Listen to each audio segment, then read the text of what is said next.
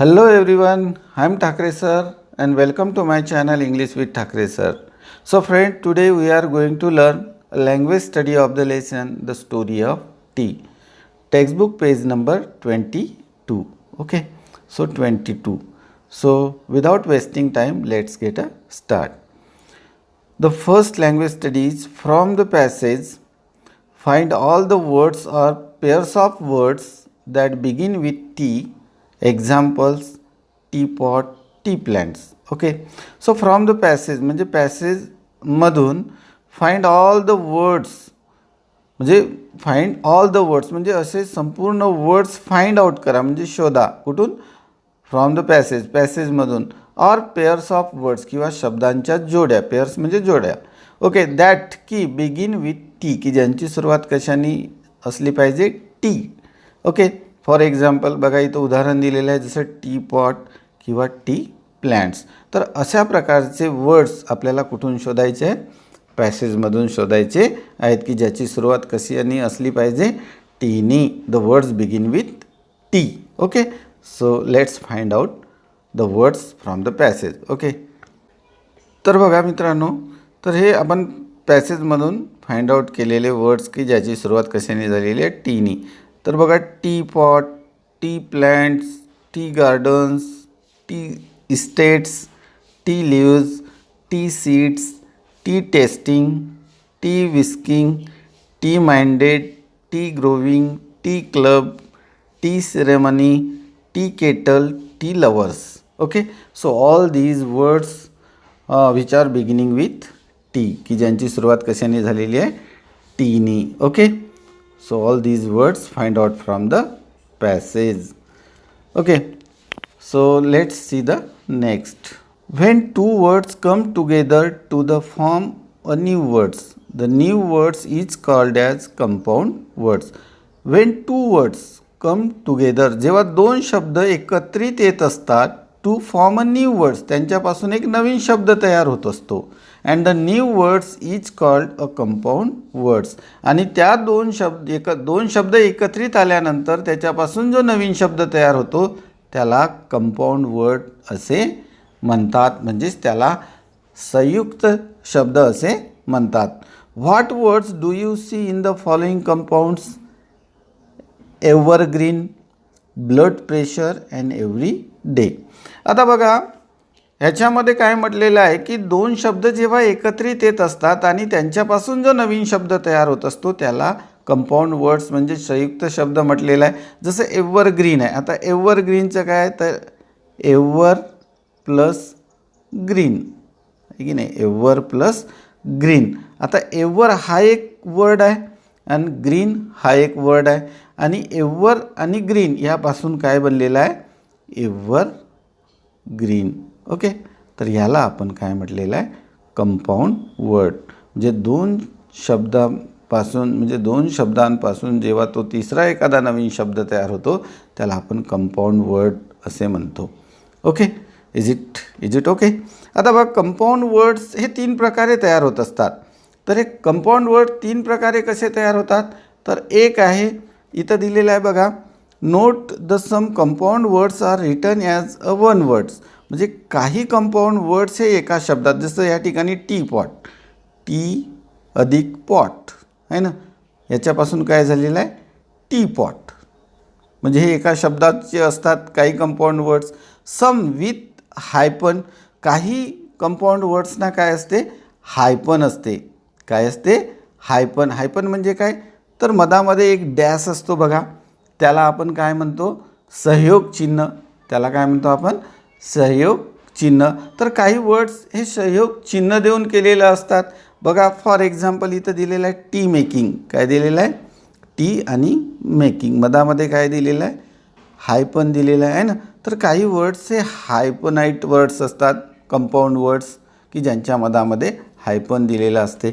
And some आणि काही to separate words. काही काय असतात? तर टू सेपरेट वर्ड्स असतात. म्हणजे दोन वेगळे शब्द असतात आणि त्यांच्यापासून एक नवीन शब्द तयार होतो त्याला आपण कंपाऊंड. जसं या ठिकाणी आहे बघा टी क्लब आहे ना, टी क्लब आहे ना.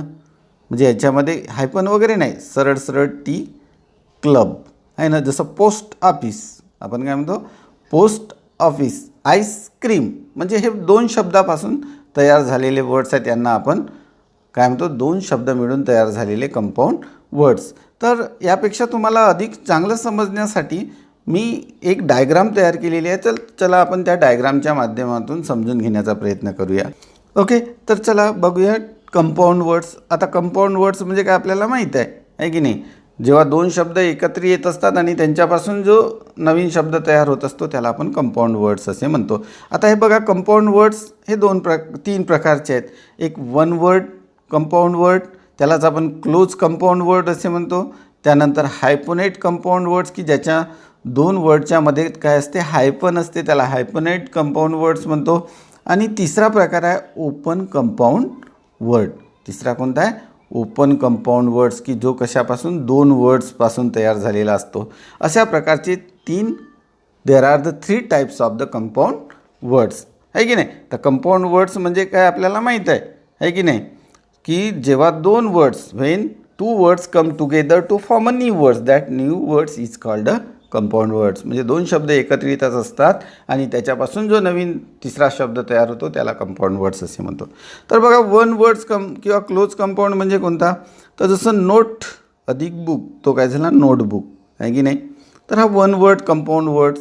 आता काही कंपाऊंड वर्ड्सच्या 2 वर्ड्समध्ये काय असतो, हायपन असतो, त्याला हायपनाईट कंपाऊंड वर्ड्समध्ये. जसं टी मेकिंग, दोघांच्यामध्ये काय असतो हायपन, त्याला आपण काय म्हटलेलं आहे, संयोग चिन्ह, त्याला संयोग चिन्ह असे म्हणतात त्याला, हायपनला. ठीक आहे. Mother in law, mother in law म्हणजे इथं 2 हायपन आहेत बघा. वन हाफ, वेल बीइंग म्हणजे यांच्या प्रत्येक वर्ड्समध्ये काय हायपन आहे, म्हणून यांना हायपनेट कंपाऊंड वर्ड्स म्हणतात. हे वन वर्ड्स कंपाऊंड म्हणजे याला क्लोज कंपाऊंड म्हणजे जसं फुट अधिक बॉल फुटबॉल. रेनबो, त्याच्यापासून रेनबो तयार झालं, रेन अधिक बो रेनबो, हे आहेत वन वर्ड्स किंवा close compound. Open compound words म्हणजेच 2 शब्दापासून तयार झाले 2 वर्ड्स कंपाऊंड असे सुद्धा म्हणतो आपण याला. Ice cream, post office, report card, आहे की नाही. तर हे आहेत 2 वर्ड्स कंपाऊंड वर्ड्स. आता बघा या ठिकाणी सनफ्लावर, सन अधिक flower sunflower. Every day, every अधिक डे बरोबर, एव्हरी डे, आहे की नाही. एव्हरी डे, एव्हरी नाईट, आहे ना. एव्हरी वन, असे अनेक तुम्ही एव्हरीपासून सुरू होणारे अनेक कंपाऊंड वर्ड्स तयार करू शकता. ओके. वेल बीइंग, को एज्युकेशन, आहे की नाही. तर हे हायपनेट म्हणजे यांच्या मधामध्ये नेहमी काय येत असतो, हायपन येत असतो, म्हणून याला हायपनेट कंपाऊंड वर्ड्स असे म्हणतात. तुम्ही बरेचसे असे फाइंड आउट करून लिहू शकता. देन आईस्क्रीम, हे 2 वर्ड्सपासून तयार झालेले कंपाऊंड वर्ड्स आहेत, म्हणून याला ओपन कंपाऊंड वर्ड्स असे म्हणतो. Post office, report card, love letter and fairy tale, आहे ना. फेरी टेल हे 2 वर्ड्सपासून तयार झालेले कंपाऊंड वर्ड्स आहेत. Okay. So did you get the compound words? Now move to the next language study. Sometimes the form of verb in a sentence names the action but does not change according to tense, number of person. Such a form is known as non-finite form or an infinitive. आता बघा काय म्हणते की sometimes, कधी कधी, the form of verbs in a sentence name the action. म्हणजे बघा, तर कधी कधी वाक्यामधील जो क्रियापद असतो, फॉर्म ऑफ द वर्ब असतो, म्हणजे क्रियापदाचं जो रूप असतो तो वाक्यामध्ये म्हणजे कर्त्यानुसार तो ॲक्शन करतो. परंतु does not change according to tense, परंतु तो काळानुसार बदलत नाही. नंबर म्हणजे वचनानुसार बदलत नाही. पर्सन मीन्स लिंगानुसार बदलत नाही. मग सच फॉर्म, मग अशा क्रियापदाच्या रूपाला आपण काय म्हणतो, is known as non finite form. यालाच नॉन फायनिट फॉर्म म्हणतात, म्हणजे क्रियापदाचे मूळ रूप असे म्हणतात, किंवाच त्याला इन्फिनिटिव्ह असे सुद्धा म्हणतात, क्रियापदाचे मूळ रूप. And infinitive is use with or without to. मग हा इन्फिनिटिव्ह आहे, हा विदाऊट टू किंवा टू वापरून सुद्धा केला जात असतो.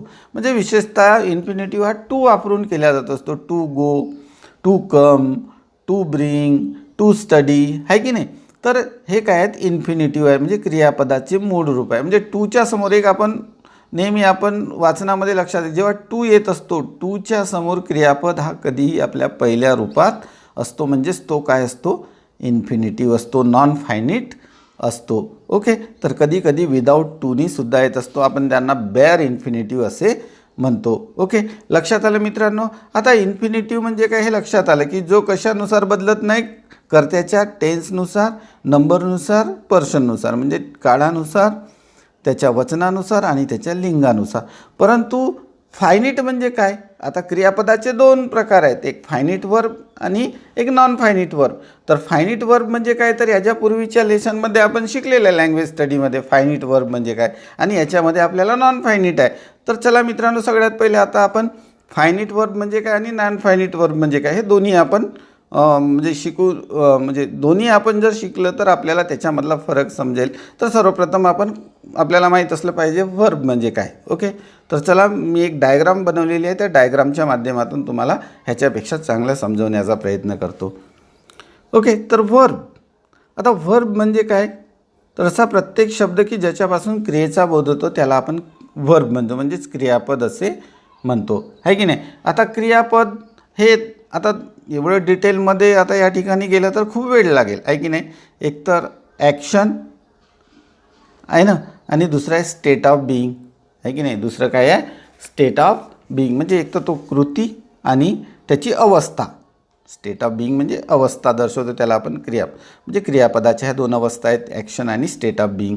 ओके, तर एवढं डिटेलमध्ये आपल्याला जायचं नाही आहे, तर मी तुम्हाला वर्ब, आता वर्ब म्हणजे काय आपल्याला सगळ्यांना माहीत आहे. आता वर्बचे दोन प्रकार आहेत, एक आहे मेन वर्ब आणि दुसरं आहे ऑक्झिलरी वर्ब. आता मेन वर्ब म्हणजे काय आपल्याला सगळ्यांना माहीतच आहे की नाही.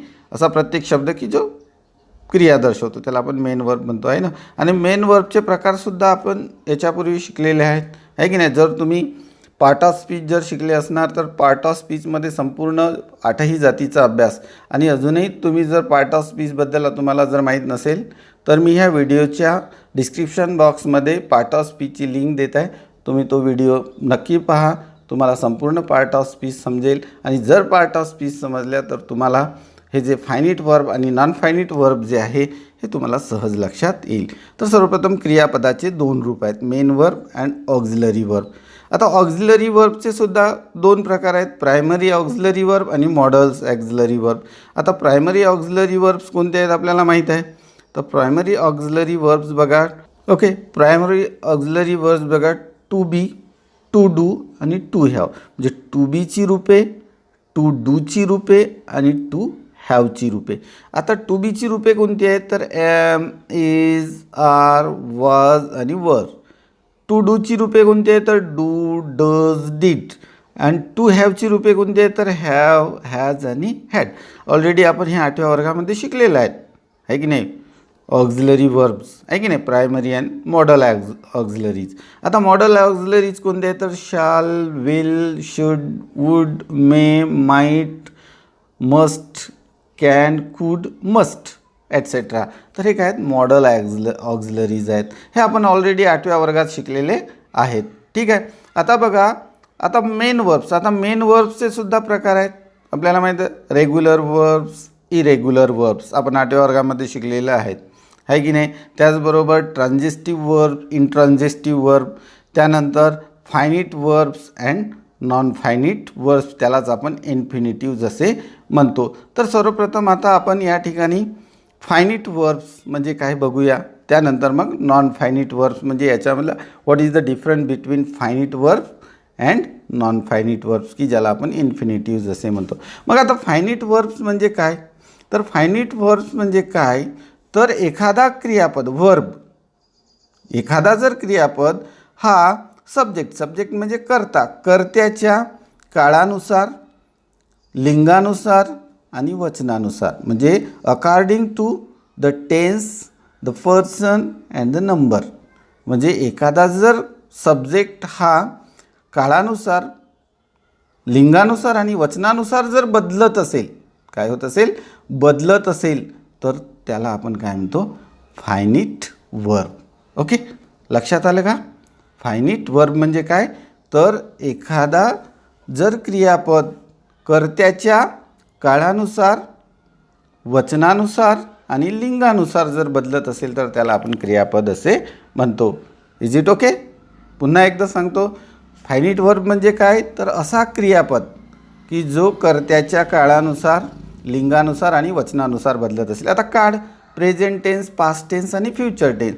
पर्सन माहीत आहे तुम्हाला, first person, second person and third person. Pronoun आहे ना, नाऊन किंवा प्रोनाऊन हे किती फर्स्ट, सेकंड आणि थर्ड पर्सन असतात.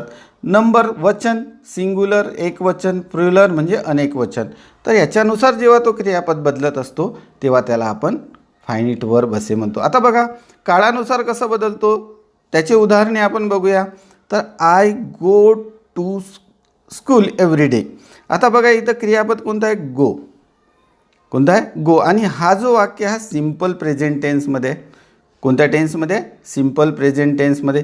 याला जर आपण पास्ट टेन्समध्ये केलं तर बघा आय वेंट. आता वेंट हा क्रियापद आहे बघा. तर काळ बदलला म्हणजे क्रियापद बदलला. I went to school every day म्हणजे काळ बदलला, तसंच काय बदलला? क्रियापद बदलला. जसं आपण दुसरा एखादा जर एक्झाम्पल घेतलं, I play cricket every day. मग जर त्याचा काळ बदलवला तर काय होईल? I played cricket every day म्हणजे क्रियापद बदलला.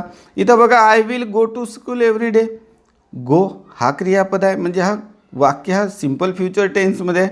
म्हणजे प्रेझेंट टेन्समध्ये जेव्हा वाक्य होता तेव्हा गो, पास्ट झाला तेव्हा वेंट. म्हणजे यामध्ये जो क्रियापद आहे हा त्या कर्त्याच्या काळानुसार काय झालेला आहे? बदललेला आहे. म्हणजेच हे गो आणि वेंट आणि हे गो काय आहे?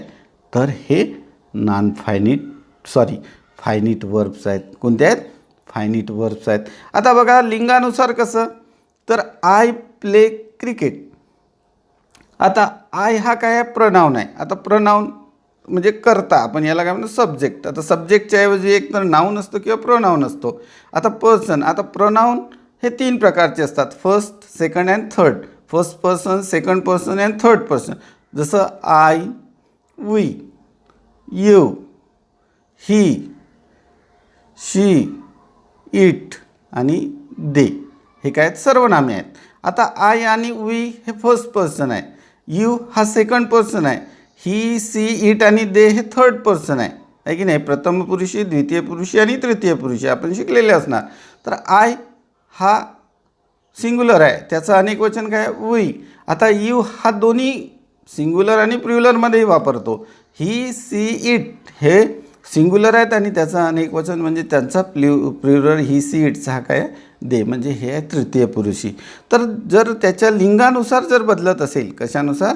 जर लिंगानुसार जर बदलत असेल तर तो काय आहे? फायनिट वर्ब आहे. आता जसं इथं आय हा प्रथम पुरुषी आहे, प्ले क्रिकेट, आय प्ले. परंतु आयच्या ऐवजी जर आपण ही हा तृतीय पुरुष आहे तेव्हा प्लेज झाला.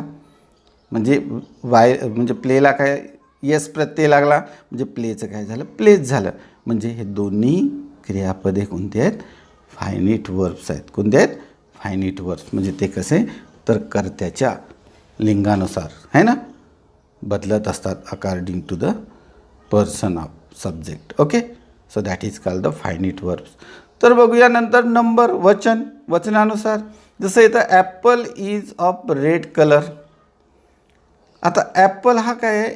सिंग्युलर आहे म्हणजे एक वचनी आहे म्हणून इथं इज हा क्रियापद वापरला आपण. ॲपल्स हा अनेक वचनी आहे म्हणून इथं क्रियापद कोणता? आर वापरलं. मग apples are of red colours म्हणजे ॲपल जसं वचन बदललं, कशाचं? सब्जेक्टचं. कर्त्याचा काय बदलला? वचन बदलला. तर तसंच क्रियापदसुद्धा बदलला. म्हणजे हे दोन्ही क्रियापदे काय आहेत? तर हे आहेत फायनिट वर्ब आहेत. कारण काय? तर सब्जेक्ट आहे ना, सब्जेक्ट हा कशानुसार बदललेला आहे? त्याच्या वचनानुसार. हे जे वर्ब आहेत हे वर्ब हे कर्त्याच्या कशानुसार? तर वचनानुसार. म्हणजे कर्ता म्हणजे सब्जेक्टच्या वचनानुसार बदललेले आहेत म्हणून हे काय आहेत? Finite verb. Is it okay? So did you understand what is the finite verb? मग फायनिट वर्ब म्हणजे काय हे आपल्याला समजलं की फायनिट वर्ब म्हणजे काय? तर असा क्रियापद की जो कर्त्याच्या काळानुसार, लिंगानुसार आणि वचनानुसार बदलतो आहे ना. इथं बघा गोचं वेंट झालं, इथं प्लेचं प्लेस झालं, इथं ईजचं काय झालं? आर झालं. तर हे सगळे काय आहेत, फायनिट वर्ब्स आहेत. मग आता नॉन फायनिट वर्ब म्हणजे काय आहे की नाही. आता आपल्याला इथं काय शिकायचं आहे, नॉन फायनिट वर्ब. मग नॉन फायनिट वर्ब म्हणजे काय, तर नॉन फायनिट वर्ब म्हणजे काय, तर असा क्रियापद की जो सब्जेक्ट म्हणजे कर्त्याच्या टेन्सनुसार बदलत नाही, पर्सननुसार सुद्धा बदलत नाही आणि नंबरनुसार सुद्धा बदलत नाही. पुन्हा एकदा सांगतो. मग नॉन फायनिट वर्ब किंवा इन्फिनिटिव्ह म्हणजे काय, तर असा क्रियापद की जो कर्त्याच्या सब्जेक्ट म्हणजे कर्त्याच्या काळानुसार, कर्त्याच्या लिंगानुसार आणि कर्त्याच्या वचनानुसार बदलत नाही. No change according to tense, according to person, according to number. So that is called non finite verb. Okay, is it clear. चला तर आपण याचे एक्झाम्पल्स बघूया.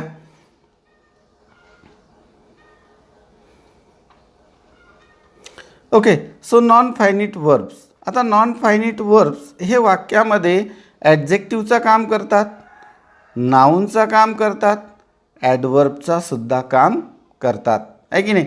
म्हणजेच ते क्रियापद म्हणून जरी असले परंतु ते ॲक्शन कधीच दर्शवत नाही.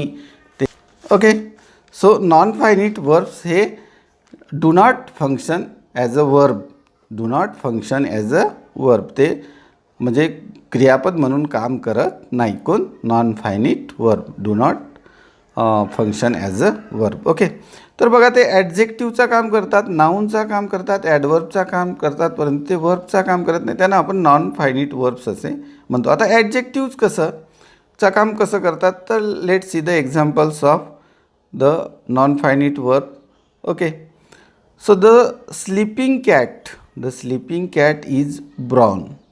So sleeping is a verb here. Okay, but it is not function as a verb. परंतु इथं तो क्रियापद म्हणून कार्य करत नाही, तर तो या ठिकाणी ॲडजेक्टिव्ह म्हणून कार्य करतो.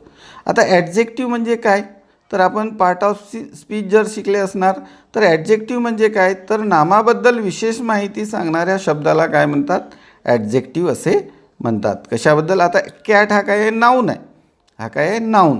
आणि ह्या नाऊनबद्दल काय, हा विशेष माहिती सांगतो, नाऊनला डिस्क्राईब करतो. स्लीपिंग, कशी कॅट, स्लीपिंग कॅट, झोपणारी कॅट म्हणजे झोपी गेलेली ही जी कॅट आहे, म्हणजे कशी कॅट, तर झोपलेली कॅट. इज ब्राऊन, ती कशी आहे, ब्राऊन कलरची आहे की नाही. म्हणजे नामाबद्दल विशेष माहिती सांगतो म्हणून इथं ॲडजेक्टिव्ह आहे. Okay, noun, running is a good habit. So ह्या वाक्यामध्ये हा क्रियापद म्हणून काम करत नाही. It's do not function as a verb but its function as a noun.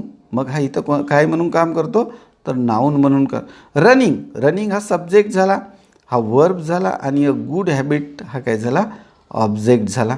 Okay, is हा काय आहे, वर्ब आहे, सब्जेक्ट वर्ब आणि ऑब्जेक्ट. आता running is a good habit जरी हा क्रियापद असला तरी परंतु या ठिकाणी हा नाऊन आहे, नाऊन. ओके, नाम आहे की नाही. Running is a good habit. Okay, आपण म्हणतो की running is a good for health. आता रनिंग ह्या ठिकाणी काय आहे, नाऊन म्हणून काम करत आहे. Adverb, Alia went to Pune to study. आता आलिया इज अ सब्जेक्ट, या went is a verb, to Pune to study. आता बघा या ठिकाणी दोन वर्ब आहेत, वेंट आणि स्टडी है ना.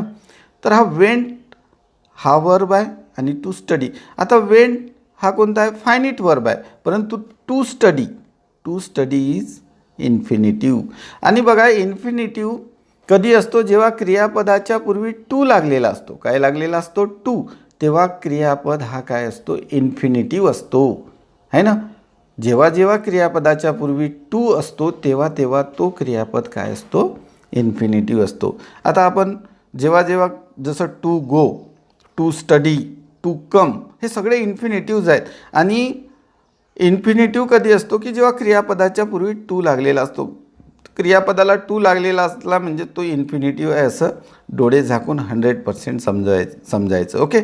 So to go, to come, to learn, to study आहे की नाही, तर हे सगळे इन्फिनिटिव्ह आहे. आणि जनरली क्रियापदाला जेव्हा टू लागलेला असतो तेव्हा तो काय असतो, इन्फिनिटिव्ह असतो. Okay.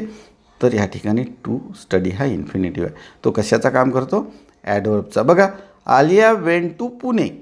Alia went to Pune. Pune, went म्हणजे गेली. कुठं, पुणेला गेली. कशासाठी गेली, तर स्टडी, अभ्यास करण्यासाठी गेली आहे की नाही. म्हणजे वेंट जाण्याबद्दल विशेष माहिती सांगत आहे. कशाबद्दल, जाण्याबद्दल विशेष माहिती सांगत आहे. म्हणून हा जो स्टडी आहे हा ॲडवर्बचा काम करतो आहे की नाही. Its function here as a adverb. Okay. म्हणून हा इथं ॲडवर्ब म्हणून कार्य करतो. ओके. तर हे सगळे काय आहेत, इन्फिनिटिव्ह. इथं टू स्टडी हा इन्फिनिटिव्ह आहे. ओके. इथं रनिंग हा इन्फिनिटिव्ह आहे. इथं sleeping is a infinitive. Okay. So that is called the non finite verbs. That is called the non finite verbs. Okay. So now let's go to the textbook. So here given the examples. How did people first begin to drink tea? Can you name the beverage? बघा, तर याच्यामध्ये to drink काय, to drink हा काय infinitive आहे. म्हणजे drink हा क्रियापद आहे आणि त्याच्यापूर्वी काय आहे, टू, म्हणून हा इन्फिनिटिव्ह आहे. Yes. Can you name, name हा इथे क्रियापद आहे.